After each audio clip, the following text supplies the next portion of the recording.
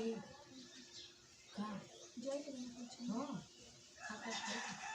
तक जो वीडियो देख रहे होंगे वो स्क्रीन शॉट कर लेंगे ना। ये लाइन तुम लोग बोल दिया करो, बोलो एक साथ। अब तक जो लोग भी वीडियो देख रहे होंगे स्क्रीनशॉट कर रहे मिल के बोलो। चलो, आप सभी लोगों को सुप्रभात, गुड मॉर्निंग, समझे। चलो आ जाना। अब जो कि आज आप लोगों को क्या पढ़ना है, ध्यान देना। गर्भ निरोधक के बारे में हमने आप लोगों को कल बताया था, आप लोगों को बताया था। तो गर्भ निरोधक के बारे में हमने आप लोगों को कॉपर टी वगैरह के बारे में, ट्यूबेक्टोमी, वेसेक्टोमी, इसके बारे में बताया था। और गर्भ निरोधक क्यों जरूरी है, गर्भ निरोधक के बारे में जो है कि आप लोगों को इतना जो है कि बताना था। गर्भ निरोधक क्यों जरूरी है ये भी आप लोगों को आज बताना है, समझे। और अगर हम बात करें आप लोगों को, तो गर्भ निरोधक की ज़रूरत क्या है ये जो है कि आप लोगों को अभी बताया जाएगा, समझे। तो ध्यान देना आप लोग कि हमारे देश में जनसंख्या बहुत तेज़ी से बढ़ रही है, अब बढ़ी है, समझे। अब तो फिलहाल ग्रोथ रेट पहले के मुताबिक कम हो गई है, नहीं तो अगर देखा जाए तो सबसे ज़्यादा अगर ग्रोथ रेट हिंदुस्तान की बढ़ी है तो 1970 के बाद से बहुत ज़्यादा बढ़ी है। देश की आज़ादी के बाद बहुत ज़्यादा बढ़ी है। देश की आज़ादी के समय आबादी 35 करोड़ और इस समय आबादी 135 करोड़। लगभग कितनी गुना आबादी बढ़ी है, लगभग 4 गुना से थोड़े गुना कम बढ़ी है। आप लोगों को बता दें, ऑस्ट्रेलिया भारत से लगभग कुछ नहीं तो 2.5 गुना बड़ा होगा, समझे। 2.5 गुना बड़ा है और उसकी आबादी मात्र 1 करोड़। हमारा भारत लगभग हर साल, हमारे भारत की लगभग आबादी 1 करोड़ बढ़ती है, यानी हर साल जो है कि भारत एक ऑस्ट्रेलिया पैदा करता है। लेकिन जमीन पैदा करता है ऑस्ट्रेलिया इतना है, ऑस्ट्रेलिया से 2.5 गुना कुछ होता है। कनाडा इंडिया से लगभग 3 गुना बड़ा है और उसकी आबादी जानते हो कितनी है, 3 करोड़। जितना पूरे दिल्ली शहर की नहीं होगी उतना कनाडा की अकेले, अरे जितना मतलब कि पूरा कनाडा का नहीं होगा उतना दिल्ली शहर का अकेले है, सोचो। तो भारत में जो है कि आप लोग ट्रेन वगैरह पर जाइएगा, भीड़ देख के पागल हो जाइएगा, कहेंगे कि इतना आदमी आज कहाँ जैसे जाते हैं, समझे। आदमी आता है, दुनिया कितना बड़ी है थोड़ा बहुत तो समझ आ जाता है, रेलवे स्टेशन पर ही, ट्रेन पर ही जा करके ना खा यार कितना लड़के। अब परीक्षा देने जाओ, बाप रे इतने लड़के भारत में 10 लाख भीड़ बटोरना कोई बड़ी बात नहीं है कि नहीं। कितने सारे ऐसे ऐसे देश हैं जिसमें लाख आबादी है, लाख तो हमारे केवल गौवा की आबादी है, गहमा। एशिया का सबसे बड़ा गाँव गहमा है, जहाँ पर 10,000 तो केवल सैनिक है, समझे। तो देखो, आबादी हमारे लिए अभिशाप भी हो सकती है, वरदान भी हो सकती है। तुम लोग कहोगे सर जी वरदान कैसे हो सकती है। अगर सोचो उस आबादी को, अगर भारत की जो आबादी है अगर ये लायक हो, होनहार हो, समझे। मान लो हमारे 8 गो लड़के हो, 8 IAS PCS बन गए, हमारे पास पावर है कि नहीं है। खुद IAS PCS है, कोई इधर है, कोई ऑफिसर है, कोई है पावर। लेकिन उस आबादी को हमने जो है कि एक केवल पैदा करना तो जाना भारत ने, लेकिन उसको मानव संसाधन के रूप में विकसित नहीं कर पाए, और पॉसिबल भी नहीं है।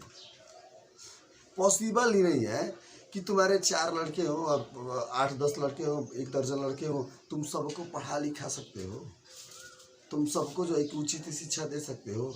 ये पॉसिबल है, ये कॉमन सेंस की बात है कि पॉसिबल है। इवन अगर 4 गो फूल होते हैं, हमें 1 गो फूल को अगर बढ़िया से पालना होता है तो हम बाकी 3 गो फूल काट देते हैं, ताकि वो फूल ज़्यादा एनर्जी जो है कि उसका बटे नहीं, एक ही फूल पर जाए, समझे।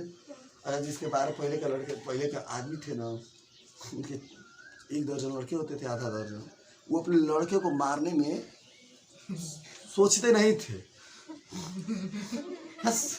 तू जीवे तो अभी बड़ा सा नहीं कहता ना, समझे। डरते भी नहीं थे कि तू मुँह में जीवे क्या कर जो भाग हो रही, जो उतना टेंशन नहीं पालते थे लड़कों का। उतना क्या है कि बड़ा सा देख ले। लेकिन आजकल के ज़माने में दुलरुआ ज़्यादा हो गया लड़का, है कि वो तो है, समझे। और दुलरुआ का मतलब अब उन्हें जो है कि आराम से आदमी जो है कि बढ़िया से पढ़ा लिखा सकता है, एजुकेशन दे सकता है, हो सकता है पैसा लगे तो ओलंपिक में खेलने के लिए भेज सकता है, समझे। अब पता चला अगर 4 गो हैं, अगर एगो को तुम बढ़िया शिक्षा दे दिए, पढ़ा दिए, तो तीनों तुम्हारा दुश्मन हो जाएंगे। भाई बाबू होकरा के पढ़ेगा से हमारा संग अत्याचार अन्याय कोई दस है कि नहीं। तो सबसे मस्त हमको एक ही नारा लगता है, हम दो हमारे एक भी हमको सही नहीं लगता है। क्यों? क्योंकि चाइना देखो उसका सजा भुगत लिया है। 2 गो नया लोग मिल करके बदले में एगो बच्चा पैदा करेंगे तो 2 गो बाद में बूढ़ हो जाएंगे, और 2 गो बूढ़े से कौ गो तैयार हुए एगो नया। तो जब 2 गो बूढ़ा से एगो नया तैयार होगा तो बैलेंस गड़बड़ा जाएगा ना। तो बैलेंस रहना चाहिए, कोई भी चीज़ बैलेंस। अगर कोई भी चीज़ अनबैलेंस हो जाए तो खराब हो जाती है। अब चाइना एक नियम लागू कर दिया है कि जो तीसरा बच्चा पैदा करेगा उसे 11 लाख का इनाम। क्यों? जो चाइना कहा था हम दो हमारे एक का नियम लागू कर दिया था, वो आज ये क्यों कह रहा है कि जो आदमी जो कपल तीसरा बच्चा पैदा करेगा उसे 11 लाख का इनाम क्यों कह रहा है? क्योंकि उसका देश 30 साल में इतना बूढ़ों का देश हो गया है, सबसे ज़्यादा बूढ़ है। अब मानो एगो जवान जो तैयार हुआ 2 गो बूढ़ का देखभाल करेगा तो उनका काम बाल में बिजी होगा कि क्या करेगा। तो सबसे, लेकिन भारत ने ये गलती नहीं किया। भारत जो है कि हम दो हमारे दो के ऊपर रूल पर फॉलो किया है, लेकिन ये अभी भारत कानून लागू नहीं किया है। कानून लगा करके डंडा बजा के भारतीय हैं तभी सुधरेंगे, नहीं तो ये नहीं सुधरेंगे, समझे। एक तो हम भारत के मार्ग पर लोगों को मान गए हैं कि बातों के देवता नहीं है, लात के बढ़िया देवता है, सही बताएं तो इनको कानून से ही एक थोड़ा मतलब हो पाएंगे, समझ ना। तो गर्भ निरोधक जरूरी क्यों है? देखो, अगर हम कह देते हैं कि बबुआ हमारे पास 2 बच्चा है, समझे, हमको अब अधिका नहीं चाहिए, समझे, लेकिन अगर एक्सीडेंटल बच्चा हो जाए तब क्या करोगे? तुम कहोगे सर जी एक्सीडेंटल बच्चा कैसे हो जाएगा? अरे एक्सीडेंटल प्रेगनेंसी तो हो जाएगी ना, है। तो गर्भ निरोधक से हम क्या कर सकते हैं? सगर्भता को हम रोक सकते हैं, यानी जो भी हमारी पत्नी है उसको प्रेग्नेंट होने से कुछ ऐसे उपाय हैं जिससे हम लोग रोक सकते हैं ताकि वो जो है कि प्रेग्नेंट न हो, समझे। तो इसी प्रेगनेंसी को रोकने के जो उपाय हैं इसी को कहते हैं गर्भ निरोधक उपाय। क्या कहते हैं? गर्भ निरोधक उपाय। तो इस उपाय की अगर हम बात करें तो एक आदर्श गर्भ निरोधक वही होता है, वही प्रयोगकर्ता वही होता है, प्रयोग में वही लाया जा सकता है, वही आदर्श गर्भ निरोधक होता है जो आसानी से उपलब्ध हो, समझे। अब कोई कह दिया कि देखो हई जो बाटे की चीज़ बाटे अगर वो खा ले बनो तो एकदम गर्भ निरोधक तो मेरा मतलब प्रेग्नेंट होइबे ना करी। पता चलल कि हिमालय पर्वत पर मिली तो के जाइए हिमालय पर्वत पर, हनुमान जी तनी कीजिए ना कि जड़ी बूटी ले जाके टांग के ले जाए, बा पॉसिबल ना ना, तब तो झुनझुना हिलावत रहा, पॉसिबल है नहीं कि तो क्या करो, समझे। तब जो है कि अगर यहाँ पर बात करें आप लोगों को तो एक तो वो आसानी से उपलब्ध हो, जो भी गर्भ निरोधक का उपाय है वो आसानी से उपलब्ध हो, समझे, और एक उसका दुष्प्रभाव कम हो। ये नहीं कि तुम खा लिए अब पता चला उसका डाइजेस्टिव सिस्टम पूरा खराब हो गया तो ये भी गड़बड़ है। तो उसका शरीर पर तुम्हारे दुष्प्रभाव कम हो, अगर हो भी तो इतना कम हो कि वो तुम्हारे शरीर को कोई नुकसान न पहुंचाए। वही ना आदर्श गर्भ निरोधक है जो प्रेगनेंसी को रोका जा सकता है। अब ध्यान देना कि गर्भ निरोधक की जो कि अगर हम बात करें आप लोग को, और ये भी हो कि जो हमारे काम इच्छा है, हमारे जो मैथुन की इच्छा है उसमें वो भी बाधक न हो, ये सारे उसमें गुण होना चाहिए जो आदर्श एक निरोधक है, एक आदर्श जो है कि गर्भ निरोधक चीज़ें हैं। तो ये कई प्रकार की होते हैं। एक तो होती है प्राकृतिक भी कुछ चीज़ें हैं जो जिस समय पता होता है कि इस समय जो है कि अगर आदमी संभोग भी करे तो उस समय लेडी प्रेग्नेंट नहीं होती है, तो ये प्राकृतिक दवाई होती है। एक होती है परंपरागत, एक होती है रोध मतलब जानते हैं क्या है, बैरियर रोकना, रुकावट, रोध होता जानते हैं, प्रतिरोध होता रोकना, समझे। एक होती है मुंह से लेने वाली गर्भ निरोधक दवाइयाँ, बहुत सारी दवाइयों का भी उपयोग किया जाता है, जैसे पिल्स कहते हैं, इसे आप लोग को हम बताएंगे सही पिल्स वगैरह के बारे में। जैसे कोई लेडी खा लेती है तो 1 हफ्ते तक वो खा ले तो 1 हफ्ते तक वो प्रेग्नेंट नहीं होगी, या फिर जो है कि 24 घंटे वाली भी आती है कि अगर वो खा ले तो 24 घंटे के अंदर जब भी होगा तो प्रेग्नेंट नहीं होगी। लेकिन ध्यान देना ये जो गर्भ निरोधक दवाइयाँ हैं ये केवल और केवल महिलाओं के लिए ही बन पाई है। आज तक कोई ऐसी गर्भ निरोधक दवाई या पिल्स नहीं बन पाई है जो पुरुष खा ले और फिर उसका क्या हो जाए, शुक्राणु मूर्छित हो जाए, शुक्राणु में जान ना रहे। ऐसी अब तक कोई दवाई नहीं बन पाई गई है, और एक बार बनाई भी गई है तो अभी वो इसका एक्सपेरिमेंट जो है कि बंदर पर चला था। आप जानते हो सबसे पहला अगर कोई भी चीज़ बनता है तो उसका एक्सपेरिमेंट जो है कि बंदर और चूहा पर किया जाता है। डायरेक्ट इंसान पर कर देगा तो गड़बड़ हो जाएगा। तो पहले किस पर एक्सपेरिमेंट किया जाता है, बंदरों पर और चूहों पर। बंदरों पर क्यों करते हैं कि बंदर ज़्यादा हमसे मिलता जुलता है, समझे। अंतर क्या है, बहुत कम अंतर है। अंतर तो ऐसे बंदर और हम में बहुत ज़्यादा अंतर है, लेकिन फिर भी देखा जाए शारीरिक स्ट्रक्चर समान, एक समान तो है ही ना लगभग, समझे। तब ध्यान देना। तो ये सारी प्राकृतिक है, परंपरागत है, रोज बैरियर है, आईयूडी है, कॉपर टी बताए थे ना आप लोग को, आईयूडी वगैरह है। और एक बताए थे आप लोग को सर्जिकल ऑपरेशन बताई था, वो तो खैर बताने की बात नहीं है। और बाई चांस अगर गलती से प्रेग्नेंट लेडी हो भी जाए तो मेडिकल टर्मिनेशन प्रेगनेंसी गर्भपात जो है कि एबॉर्शन के बारे में आप लोग को हमने बताया था कि 3 महीने के अंदर वो सुरक्षित रहता है, समझे। 3 महीने के बाद शायद कहा जाता है कि उसमें जान, मतलब समझ रहे ना। हम एक बार क्वेश्चन हम पूछे थे सर से, ये तो बायोलॉजी का क्वेश्चन है, हम अध्यात्म में पहुंच गए थे। सर ये बताइए, बबुआ पेट में हो जाता है, एक बात करें, उसमें आत्मा कहाँ से आ जाती है। हमारे बायोलॉजी वाले सर बोले कि देखो तुम यहाँ पर बायोलॉजी पढ़ रहे हो, यहाँ पर आत्मा और परमात्मा की बात न किया करो, समझे। अब ये एक बात ये सोचने वाली है, क्योंकि देखिए कहाँ से, मतलब ये तो कुछ तो चीज़ें प्रभु की लीला तुम मानो है, वही जयकोट है, वही चीज़ें हैं। लेकिन वैसी में कोई मोदी हो जा रहा है, कोई अम्बेडकर हो जा रहा है, कोई विवेकानंद हो जा रहा है, कोई एक नंबर का गुंडा हो जा रहा है, आतंकवादी बन जा रहा है, ओसामा बिन लादेन हो जा रहा है। तो ये एक तो कैरेक्टर होते हैं हम लोग के नाम, एक होते हैं जो हमें माता पिता से मिलते हैं, और एक होती है परमार्थिक संपत्ति, हम जो कमाए हैं अपने कर्म के द्वारा, वो एक जन्म से दूसरे जन्म द्वारा ट्रांसफर होती रहती है। तो तुम लोग गीता पढ़ोगे तो उस गीता में आप लोग पढ़ोगे कि एक होती है सांसारिक संपत्ति, एक होती है परमार्थिक संपत्ति। सांसारिक संपत्ति आदमी जो बटोरता है वो संसार के लिए बटोरता है, और परम आर्थिक, परम मतलब परम आर्थिक, मतलब परम आर्थिक यानी अर्थ से भी ऊपर, यानी पैसा और रुपया से भी ऊपर, जो आदमी अच्छा कैरेक्टर करता है, मतलब जो आदमी अच्छा काम करता है, समझे। वो जो है कि परमार्थिक दयालु है, परोपकारी है, विश्वसनीय है, किसी को धोखाबाज नहीं है, छिटेबाज नहीं है, समझे। तो ऐसा आदमी को अपने अंदर परमार्थिक संपत्ति ज़्यादा बटोर लेता है, और वो अगले जन्म जाएगा ना तो उसको जो है कि क्या होता जाएगा, वो अगले जन्म ज़्यादा बटोरता रहता है, समझे। इसीलिए देखना कुकुर समझदार होते हैं कितना, और कितना कुकुरा जो है कि कटाहा होते हैं। यानी कि अगर तुम अपना कैरेक्टर बढ़िया बना रहे हो तो हर जन्म काम करेगा। कितना कहिया मरखा होती है और कितना कहिया भोली होती है, और मरखा आ गई होती ना तो आदमी कहते जल्दी एक कसाई करेगा, समझे। और जो है कि अगर हम बात करें आप लोग को, कितना जो है कि कुकुर कटाहा होता है, कितना कुकुरा बढ़िया होते हैं, तो कितना कुकुरा के बड़ा बुद्धिमान होते हैं। तो इसका मतलब ये तो तुम मानते हो ना कि हमारा जो कैरेक्टर है वो हम किसी भी जन्म में जाए वो जो है कि एक जन्म से दूसरे जन्म क्या होता रहता है, ट्रांसफर होता है, समझे।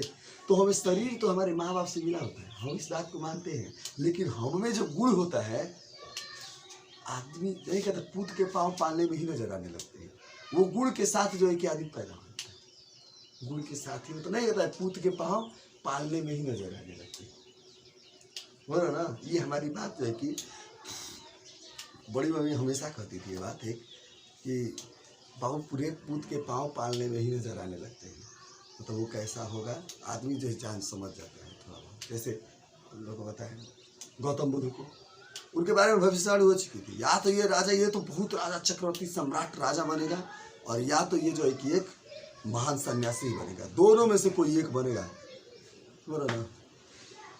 तो कहने का मेरा तात्पर्य है, अब टॉपिक पर आइए, प्राकृतिक या परंपरागत विधि क्या होती है। तो आप लोग को एक बताया था मैंने, आवधिक संयम। आवधिक संयम का मतलब क्या होता है, एक अवधि जिसके दौरान हम संयम बरतें, अगर उस दौरान जो है कि अगर हम लोग मैथुन न करें, अगर उस समय हम लोग संभोग न करें, तो फिर जो है कि वो फर्टाइल पीरियड के अंतर्गत आता है, तो फिर चांसेस नहीं है कि तुम्हारे जो पत्नी है वो जो है कि प्रेगनेंट हो, समझे। तो ये क्या बात है, ध्यान देना।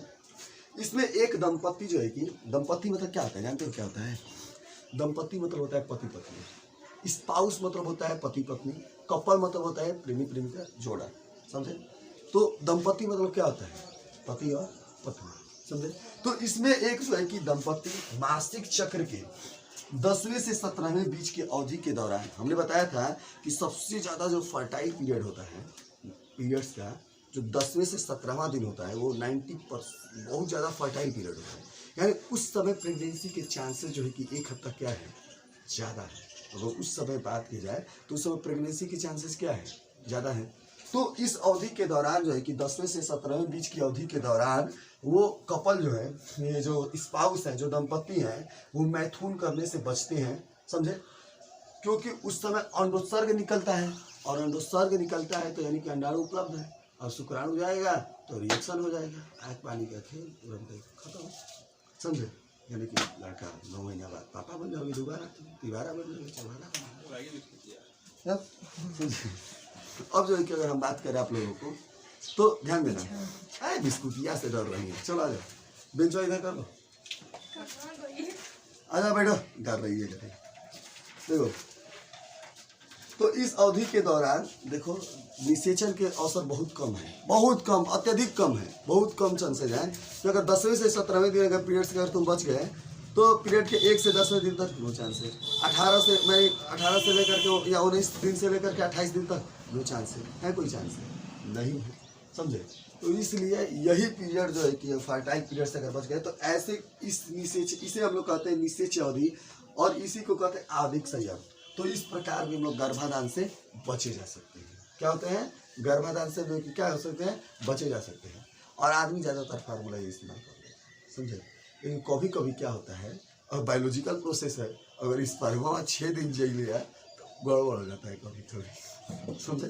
कभी कभी यही मतलब गड़बड़ हो जाता है कभी कभी। लेकिन अगर 95% बात करें, 95% की अगर बात करें तो ये सेफ है।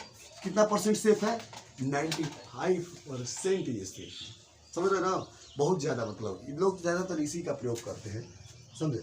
एक होता है बाह्यस्खलन, ये किताब में तो है लेकिन हमको नहीं लगता है कि ये कारीगर हो पाता होगा, क्योंकि पॉसिबल ही नहीं है।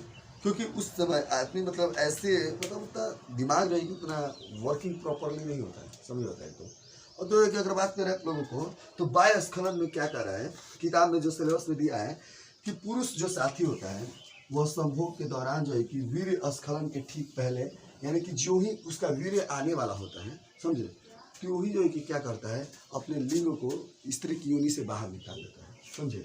लेकिन ये बहुत बड़ा रिस्की है, समझे। अगर ये इसलिए रिस्की है, अगर थोड़ा भी गलती हुआ तो जो है कि क्या हो सकती है, लड़की प्रेग्नेंट हो सकती है, मतलब तुम्हारी पत्नी जो है वो क्या हो सकती है, प्रेग्नेंट हो सकती है, समझे। तो ये ज़्यादा रिस्की है, समझे। ये तो खैर फिर भी ये कारीगर है, लेकिन ये जो है उतना कारीगर नहीं है। दिया है वैसे बाह्यस्खलन आ जाएगा, पेपर में आया भी था, हम बता रहे हैं पेपर में ये आया भी था इस, समझे। लेकिन याद कर लेना। लेकिन अगर बात करें तो ये जो है उतना कारीगर हो नहीं पाता है, समझे। ये उतना कारीगर नहीं है, वैसे दिया है लेकिन इतना कारीगर नहीं है, क्योंकि इसमें ज़्यादा रिस्क है, बहुत ज़्यादा रिस्क है इसमें, समझे। अब स्तनपान अनर्थ, ये भी सेफ है, ये भी सेफ है, बहुत सेफ है। क्योंकि जब क्या होता है प्रसव के बाद, यानी कि जब डिलीवरी हो जाती है लड़के की, समझे, जब डिलीवरी हो जाती है तो प्रसव के बाद जो है कि शिशु को महिला जो है कि स्तनपान कराती है, यानी कि दूध पिलाती है। तो उस समय जो है कि आर्तव चक्र अंडोत्सर्ग आरंभ नहीं होता है, यानी कि आर्तव चक्र अंडोत्सर्ग आरंभ नहीं होता है, यानी कि पीरियड्स आता ही नहीं है उस समय, समझे। तो उस समय जब 6 महीने तक, यानी जब तक डिलीवरी हो जाती है उसके 6 महीने तक पीरियड नहीं आता है, समझे। तो उस समय भी अगर कोई मैथुन करे तो उस समय भी जो है कि प्रेगनेंसी के चांसेस हैं, नहीं है, बिल्कुल भी चांसेस नहीं है, समझे। तो इस तरह से ये जो है कि आप लोग प्राकृतिक या परंपरागत विधियाँ सीख गए, एक आवधिक संयम, बाह्यस्खलन, स्तनपान अनर्थ, ये सारे जान गए, समझे। अब जो है कि अगर हम बातें करेंगे आप लोगों को, नेक्स्ट जो है कि अब आप लोग को समझाएंगे, आप लोग समझते रहिएगा। अब आप लोग देखिएगा रोधक बैरियर, हमने जो है कि आप लोगों को अभी बताया था प्राकृतिक विधि के बारे में। प्राकृतिक विधि में के बारे में अब तक आप लोगों ने देखा था आवधिक संयम, फिर बाह्यस्खलन, फिर स्तनपान अनर्थ, इसमें आप लोगों ने देखा था ये प्राकृतिक चीज़ें हैं, ये प्राकृतिक तौर पर है। जिस समय अगर कोई संभोग या निषेचन संभोग कर रहा है तो उस समय जो है कि प्रेग्नेंट होने के चांसेस नहीं है, समझे। तो अब जो है कि अगर हम बात करें 3 उपाय हम लोगों ने प्राकृतिक देख लिया था, ये जो उपाय है ये कृत्रिम उपाय है। क्या है? कृत्रिम उपाय है। तो इसको हम लोग कहते हैं रोधक या बैरियर कहते हैं। क्या कहते हैं? रोधक या बैरियर कहते हैं। बैरियर का मतलब होता है क्या है? रोक दिया जाना। क्या कर दिया? रोक दिया जाना। जैसे गाड़ियाँ चलती हैं, अब थाना वाले क्या करते हैं? बैरियर लगा देते हैं, ले बबुआ रुक जा, रोकने के लिए। तो बैरियर का मतलब क्या होता है? रोक दिया जाना होता है। क्या होता है? रोक दिया जाना होता है, समझिए। अब जो है कि अगर हम बात करें तो इस विधि के अंतर्गत रोधक साधनों के माध्यम से, जो रोकने वाले साधन है, रोधक साधनों के माध्यम से अंडाणु या शुक्राणु को भौतिक रूप से रोका जाता है, यानी उन्हें भौतिक रूप से मिलने नहीं दिया जाता है। अरे मेन दिक्कत तो यही है ना कि अंडाणु शुक्राणु से ना मिले। सबका एक ही टारगेट है, गर्भ निरोधक के जो भी उपाय हो रहे हैं सबका टारगेट क्या है? एक ही है कि शुक्राणु अंडाणु से न मिले, समझे। अब तो इसमें क्या होगा? भौतिक रूप से क्या किया जाता है कि अंडाणु और शुक्राणु को मिलने से रोक दिया जाता है, समझे। और यह इस प्रकार का जो उपाय है वो पुरुष के लिए उपलब्ध है और स्त्री दोनों के लिए ही उपलब्ध है। किसके लिए उपलब्ध है? पुरुष व स्त्री दोनों के लिए ही क्या है? ये उपलब्ध है, समझे। अब जो है कि अगर हम बात करें आगे तो इसमें पहला नंबर पर जो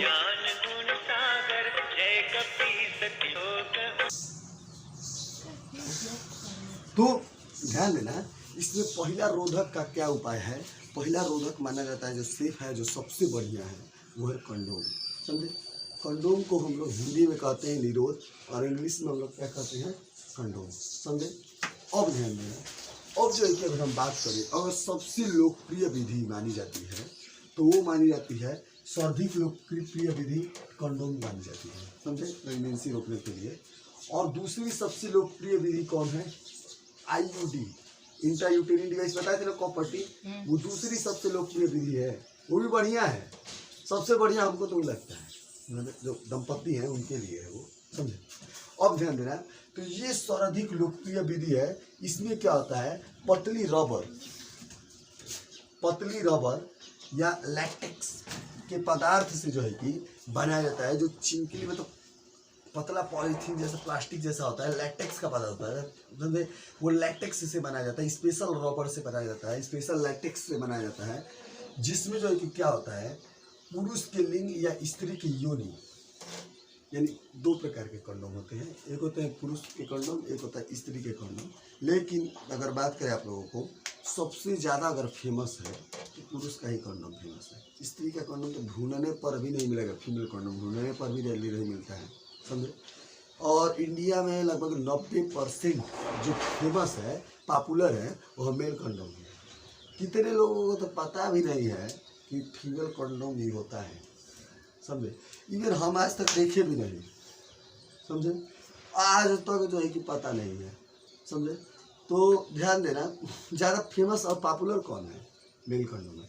उन्हें वर्ल्ड लेवल पर अगर बात करें तो वर्ल्ड लेवल पर भी अगर देखा जाए तो 70% मेल कंडोम फेमस पॉपुलर है, 30% जो है कि फीमेल कंडोम पॉपुलर है।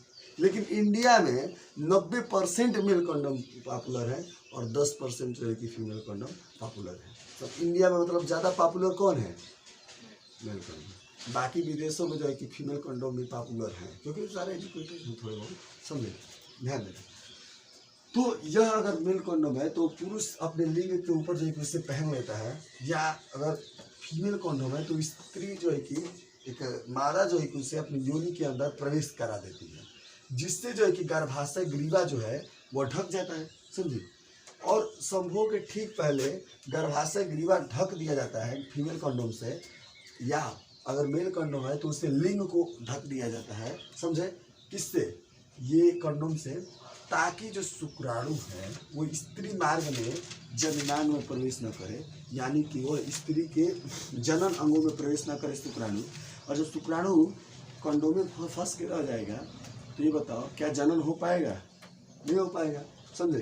तो अगर बात किया जाए तो कंडोम के कई फायदे हैं, जिससे तुम लोग कहोगे क्या एक यही कारण है जिससे कंडोम का इस्तेमाल सर्वाधिक लोकप्रिय विधि है?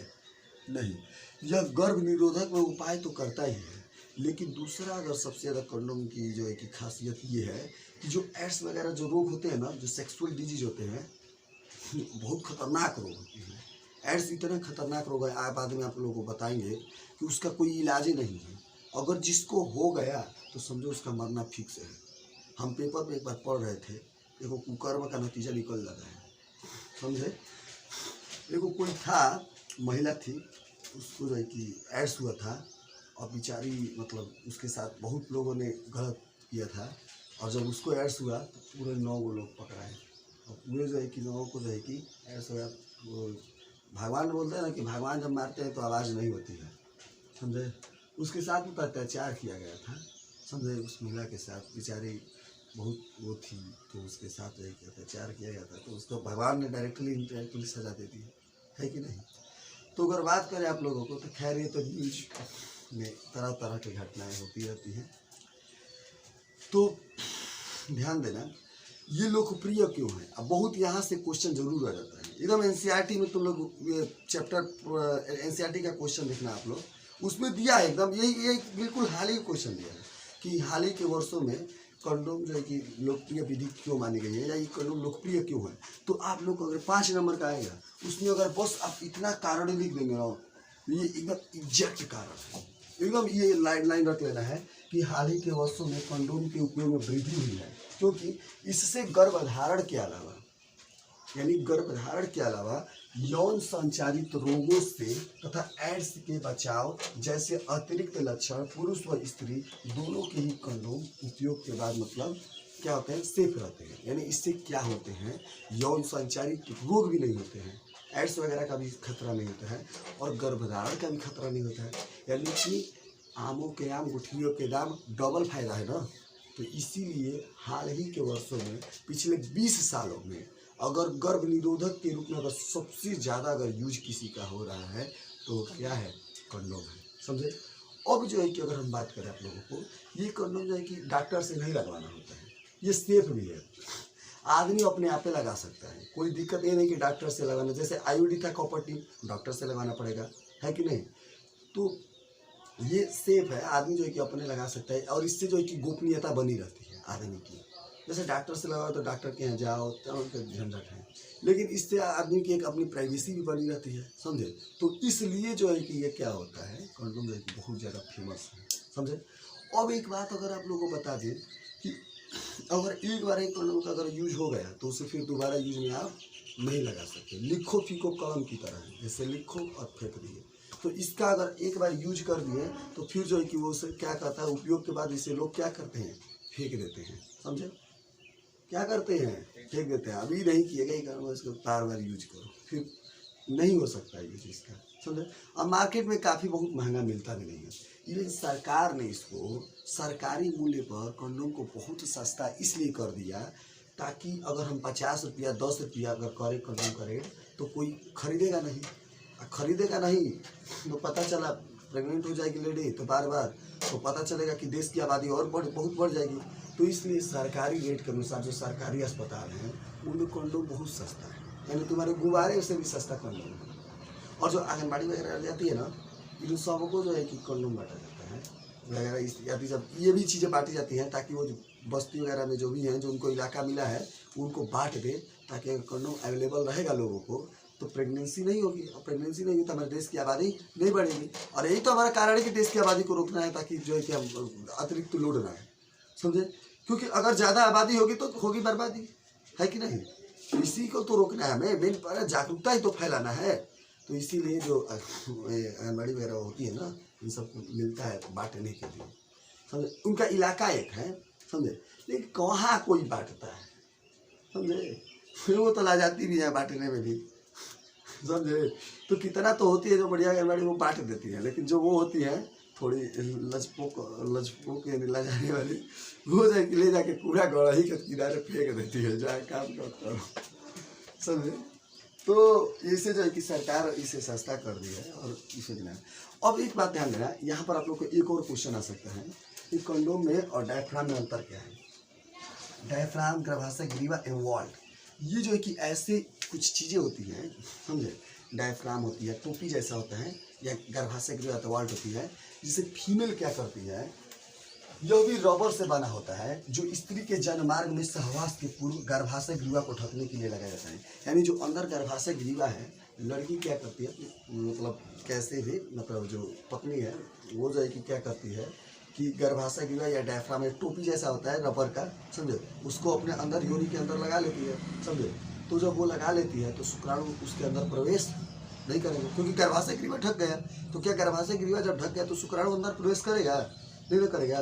तो ये सब जो है कि पत्नी जो है कि महिला जो है कि महिलाओं के लिए होता है, और वो जो है कि क्या करती है, इनके माध्यम से गर्भाशय ग्रीवा को ढक लेती है, समझे।